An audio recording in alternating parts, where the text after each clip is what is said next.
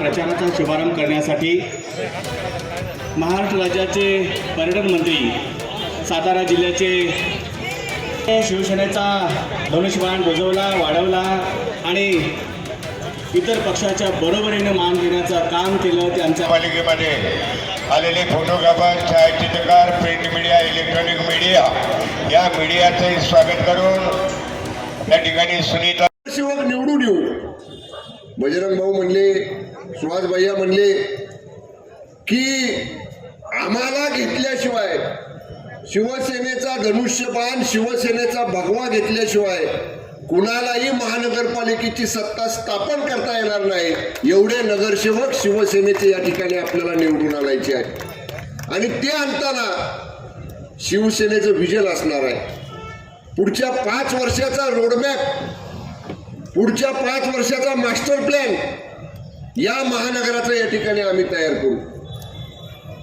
पहिल्या आर्थिक वर्षामध्ये काय करायचं, दुसऱ्या आर्थिक वर्षामध्ये काय करायचं, पहिल्या वर्षापासून 5व्या वर्षापर्यंत 5 वर्षाचा रोड मॅप, मास्टर प्लॅन या महानगराचा आम्ही तयार करू.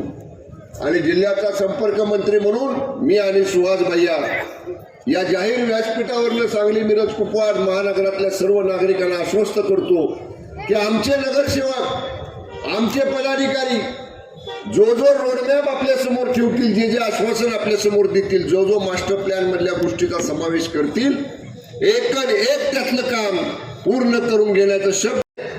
230-235 पेक्षा जादा जागांचं संख्याबळ महायुतीला जे मिळालं, आदरणीय एकनाथजी शिंदे साहेबांनी घेतलेला निर्णय, आदरणीय एकनाथजी शिंदे साहेबांनी 2.5 वर्ष मुख्यमंत्री म्हणून केलेलं काम आणि त्यांच्याच नेतृत्वाखाली 2024च्या निवडणुका विधानसभेच्या आपण लढलो, ज्याचा उल्लेख भैयांनी केला. मुख्यमंत्री माझी लाडकी बहीण योजना कुणालाही अपेक्षित नव्हतं की ही योजना महाराष्ट्रामध्ये लागू होईल, पण गोरगरीब महिलांच्या हातामध्ये महिन्याला 1500 रुपये पडायला लागले.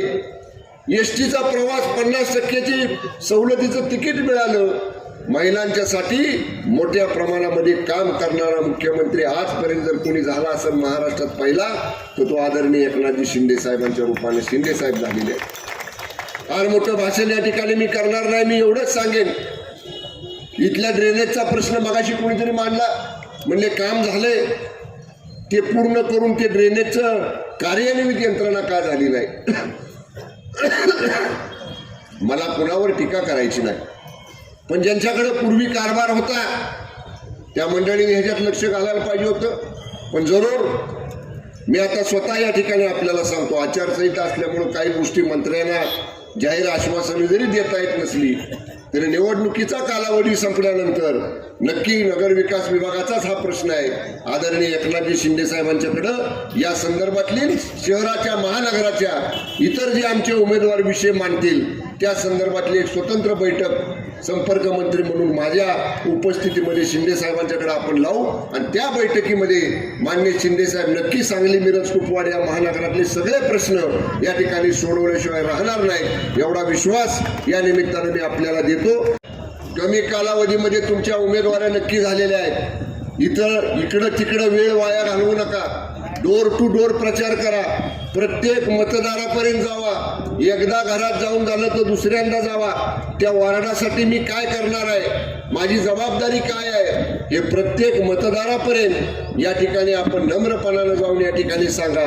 पक्ष म्हणून आम्ही तुमच्या पाठीशी आहोत. मी, सुहास भाई असतील, गौरवभाऊ असतील, आम्ही सगळेजण पूर्ण ताकदीनं या महानगर क्षेत्रामधल्या शिवसेनेच्या सर्व उमेदवारांच्या पाठीशी उभे आहोत. सांगली, मिरज, कुपवाड महानगरातल्या सर्व सन्मान्य मतदार बंधू भगिनींना मला विनंती करायची आहे, एक संधी शिवसेनेच्या उमेदवारांना धनुष्यबाणाच्या चिन्हासमोरचं बटन दाबून आपण द्या.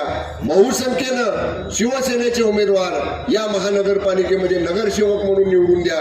महानगराचा विकास करण्याची जबाबदारी निश्चितपणे शिवसेनेची आहे, हा विश्वास देतो आणि या ठिकाणी थांबतो. धन्यवाद. जय हिंद, जय महाराष्ट्र.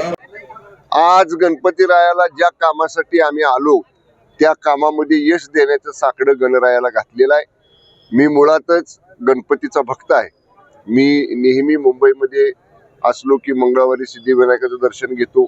माझ्या गावी असलो तरी माझ्या गावीच मी गणपतीचं मंदिर बांधलेलं आहे. मी गणरायाचा भक्त आहे आणि गणरायाच्या आशीर्वादानं गणरायाचा आशीर्वाद घेऊन श्रीफळ गणरायाला वाढवून आम्ही जेव्हा शुभारंभ करतोय तेव्हा नक्कीच मला आत्मविश्वास आहे की गणराया आमच्या पॅनेलच्या पाठीमागं आपला आशीर्वाद उभा करेल आणि सांगली, मिरज, कुपवाड महानगरपालिकेतले मतदार बंधू भगिनी सुद्धा मतदान रूपाचा आशीर्वाद आमच्या पॅनेलला देतील असा मला विश्वास आहे.